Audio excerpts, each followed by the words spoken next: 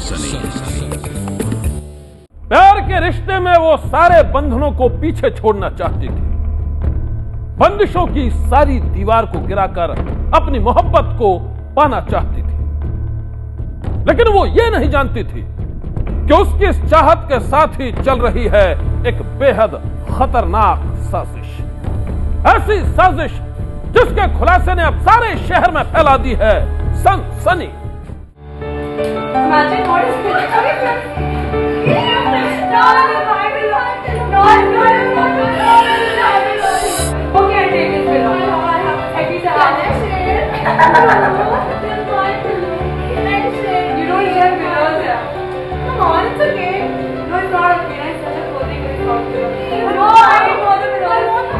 चांदनी, बेटा चांदनी।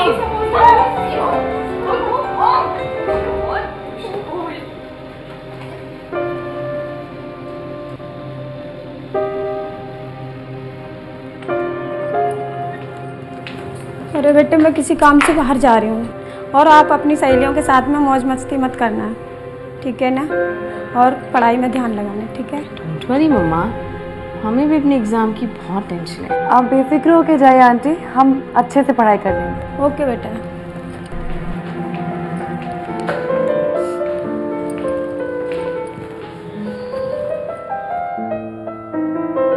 Hey, get us out. Let the mouse play. Music.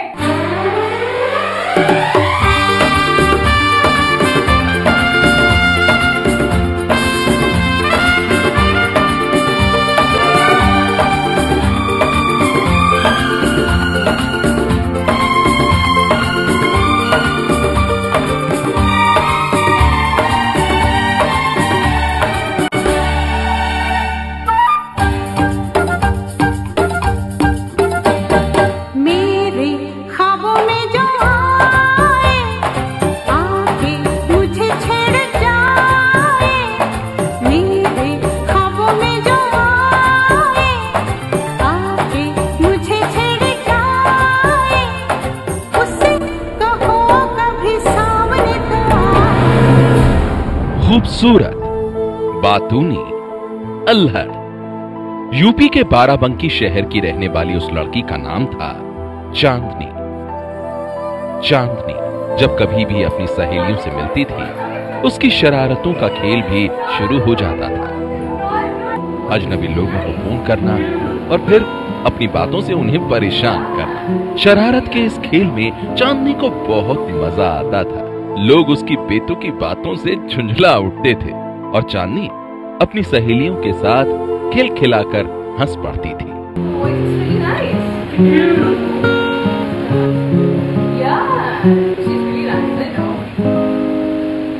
शरारत भरे वो दिन यूं ही बीत रहे थे, लेकिन एक रोज जब रात के सन्नाटे में पूरी दुनिया सो रही थी, चांदनी ने पवन नाम के एक लड़के को फोन किया और फिर वहीं से शुरू हुई एक ऐसी कहानी जिसके बारे में किसी को कुछ भी मालूम नहीं था।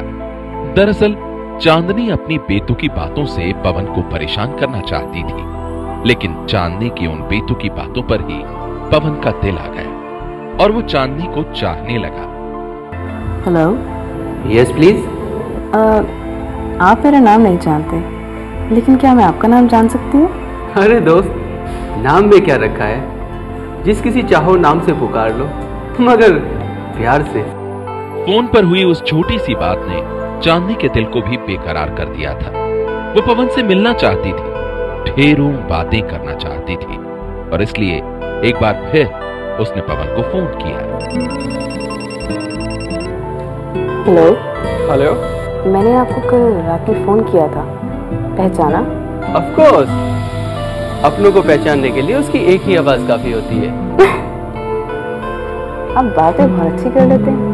और आप बातों बातों में किसी अजनबी को अपना बना लेते हैं। क्या मैं आपका नाम जान सकता हूँ? Why not? I'm चांदनी।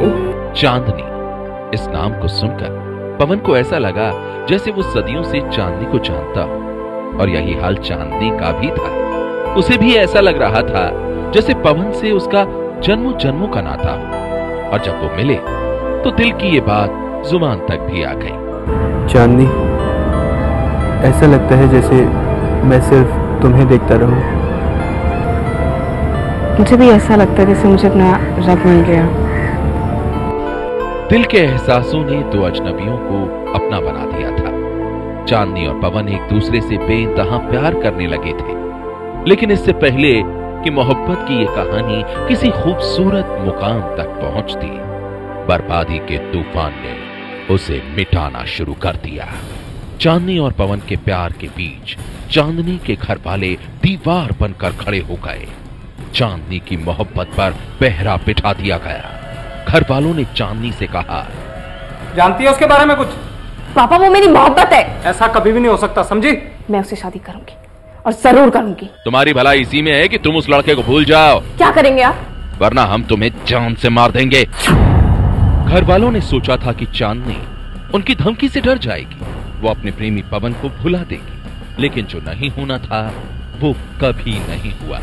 चांदनी के लिए पवन को भूल पाना बेहद मुश्किल था और इसी बात ने उसके घर वालों के गुस्से को 7वें आसमान पर पहुंचा दिया। चांदनी को मारा गया, पीटा गया, लेकिन इसके बाद भी वो चांदनी के दिल से उसके प्रेमी पवन को निकाल नहीं पाए। चांदनी की मोहब्बत से खफा उसके घर वालों के गुस्से को इलाके के कई लोगों ने देखा था। उन्होंने देखा था कि कैसे चांदनी को पवन से दूर करने के लिए उसके घर वालों ने उसे पीटा, उसे जान से मारने की धमकी दी। और एक रोज जब एक सुनसान इलाके से चांदनी की लाश मिली तो हर कोई रह गया सन्न। चांदनी की हत्या बड़ी ही बेरहमी से की गई थी और जब पुलिस ने इस मामले की छानबीन शुरू की तो उनके सामने चांदनी की मोहब्बत का खुलासा भी हो गया। शुरुआती जांच के बाद पुलिस को यही लग रहा था कि चांदनी की मोहब्बत से खफा उसके घर वालों ने ही उसकी हत्या की है, लेकिन तहकीकात के दौरान जब चांदनी के मोबाइल फोन की कॉल डिटेल को खंगाला गया तो पता चला कि चांदनी को आखिरी बार उसके प्रेमी पवन ने फोन किया था। बस यहीं से पुलिस की जांच की दिशा बदल गई। शक की बिना पर पवन को हिरासत में ले लिया गया। पकड़े जाने के बाद पवन पहले तो खुद को बेगुनाह बताता रहा, लेकिन सख्ती से पूछताछ करने पर उसने जो खुलासा किया उसे सुनकर पुलिस वालों के भी होश उड़ गए। पवन ने पुलिस वालों को बताया कि चांदनी उससे शादी करना चाहती थी, जबकि वो पहले से ही शादीशुदा था। ऐसे में जब चांदनी ने उस पर पत्नी से तलाक लेकर शादी करने का दबाव डालना शुरू किया तो उसने चांदनी को ही मौत के घाट उतारने का फैसला कर लिया। साजिश के तहत पवन ने फोन कर चांदनी को रात के अंधेरे में एक सुनसान इलाके में मिलने के लिए बुलाया और जब चांदनी वहां पहुंची तो बलात्कार के बाद पवन ने उसकी जान ले ली। जो लड़की थी उसकी शादी तय हो गई थी और लड़का शादीशुदा था, क्योंकि लड़की का संबंध उस लड़के से था पवन से, और वो उसके साथ भाग जाने के लिए कहता था। और इसी बीच दोनों इतना इमोशनल हो गए थे कि साथ साथ जीने मरने का वो कर चुके थे। तो उसी संदर्भ में उस लड़के ने लड़की को बुलाया उस स्थान पर और चूहे मार दवा उसने उसको खिला दिया और खिलाने के बाद फिर गला भी दबा दिया। बहुत ज़्यादा कुछ नहीं स्पष्ट हो रहा था, लेकिन पोस्टमार्टम रिपोर्ट के बाद फिर वो कहानी सब उन्हीं के इर्द गिर्द घूम रही थी उसी गांव में, और गांव का ही लड़का था और इसका संबंध तो गांव वाले उसी समय बता रहे थे किसी से संबंध है, इसका हाथ होगा। बाद में उसने अपनी पूरी बात कबूल भी किया, एक्सेप्ट किया जिस तरह से मारा। पुलिस के मुताबिक अपनी प्रेमिका चांदनी की हत्या के बाद पवन मौके से फरार हो गया था। उसने सोचा था कि पुलिस की तहकीकात में जब चांदनी की मोहब्बत के साथ ही उसके प्यार के दुश्मन बने घर वालों की कहानी का खुलासा होगा तो पुलिस को यही लगेगा कि झूठी शान की खातिर चांदनी के घर वालों ने ही उसकी हत्या की है और वो साफ साफ बच जाएगा। लेकिन तब इसने ये नहीं सोचा था कि चांदनी के मोबाइल फोन की कॉल डिटेल ही इसे बेनकाब कर देगी और ये पहुंच जाएगा सलाखों के पीछे। सनसनी के लिए बाराबंकी से सतीश कुमार की रिपोर्ट। यह कहानी भी एक लड़की की है एक ऐसी लड़की की है जिसे अपनी मोहब्बत पर खुद से भी ज्यादा भरोसा था, लेकिन उस भरोसे की उसने जो कीमत चुकाई उसकी कहानी बेहद सनसनीखेज है। दोस्ती के बाद दगाबाजी, मोहब्बत के बाद बलात्कार, ब्लू फिल्म के बाद ब्लैकमेलिंग, एक आशिक का खिलौना खेल। ये खौफनाक कहानी है बिजनौर की रहने वाली इस लड़की की। नाम हम नहीं बता सकते, लेकिन इस पर जो गुजरी है उसकी दास्तान रोंगटे खड़े कर देने वाली है। इस लड़की का इल्जाम है कि इसके साथ इसके प्रेमी ने खेला है बलात्कार और ब्लैकमेलिंग का घिनौना खेल। कि मेरी बहन का फेशियल होना है, मैं उसके घर चली गई थी। जाते रहते थे अक्सर, जान पहचान थी, तो उसके घर पर कोई नहीं था। वो बोला है अंदर बहन।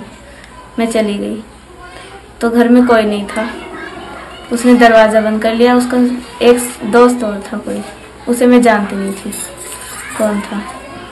फिर दोनों ने मतलब हाथ पैर पकड़े, ज़बरदस्ती मुंह दबाया, ज़बरदस्ती की।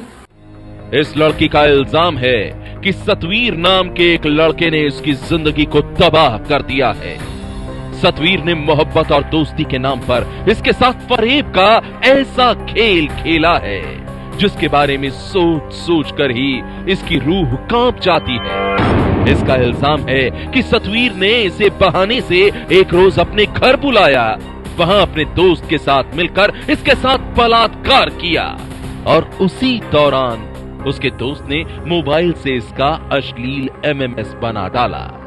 इसके मुताबिक उस घिनौनी वारदात को अंजाम देने के बाद वो इसे ब्लैकमेल करने लगा। उसने इसे धमकी भी दी कि इसने किसी से भी कुछ कहा तो वो उसके उस अश्लील वीडियो को इंटरनेट पर डाल देगा। फिर उसने मुझे वीडियो दिखाई जो मैं रो रही थी। वो बोला ये वीडियो है तुम्हारी, कि अगर तुमने किसी से बताया तो मैं फिर इसे नेट पर डाल दूंगा। इसके मुताबिक सतवीर को ये दिलो जान से प्यार करती थी। दोनों की मोहब्बत का ये रिश्ता कई साल पुराना था, लेकिन इसे क्या मालूम था कि मोहब्बत की आड़ में एक रोज सतवीर इसके साथ ऐसा घिनौना खेल खेलेगा, इसकी जिंदगी तबाह कर देगा। ये एक ब्यूटी पार्लर चलाती है और पास में ही सतवीर की भी दुकान है। दोनों अक्सर मिलते जुलते थे। इसका कहना है कि वारदात वाले दिन सतवीर ने इसे अपनी बहन का फेशियल करवाने के बहाने अपने घर बुलाया और जब ये उसके घर पहुंची तो वहां उसने अपने दोस्त के साथ मिलकर इसके साथ बलात्कार किया और फिर मोबाइल से अश्लील एमएमएस बना डाला। उसने इसे वो एमएमएस दिखाया और फिर ब्लैकमेल करने लगा। सतवीर के इस घिनौने खेल के बाद ये बहुत डर गई, उदास रहने लगी। अपनी बेटी की हालत देखकर घर वालों ने इससे उस उदासी की वजह पूछी, लेकिन लड़की ने किसी को कुछ नहीं बताया। लेकिन घर वालों के बार बार पूछने पर इसने हिम्मत करके उन्हें सारी बात बता दी। बताया कि बस मैंने देखा है खाना नहीं खा रही, मैं इससे मालूम करने लगी। इसने मुझसे बताया, फिर वो बात मम्मी ऐसे घटना हो गई। मैंने कहा ठीक है तू घबरा मत। तो मुझे उसकी तरफ के आदमियों ने डराया धमकाया और लालच देते रहे कि पैसे ले लो, तुम फैसला कर लो। मैं पैसे नहीं लूंगी, कोई मैं तो गरीब आदमी हूँ, मैं कोई रजील थोड़ी ना हूँ। लड़की की आप बीती सुनने के बाद घर वालों के होश उड़ गए। उन्होंने फौरन पुलिस को इसकी खबर की। पुलिस ने लड़की की शिकायत पर फौरन सतवीर और उसके साथी के खिलाफ मामला दर्ज कर उनकी तलाश शुरू कर दी।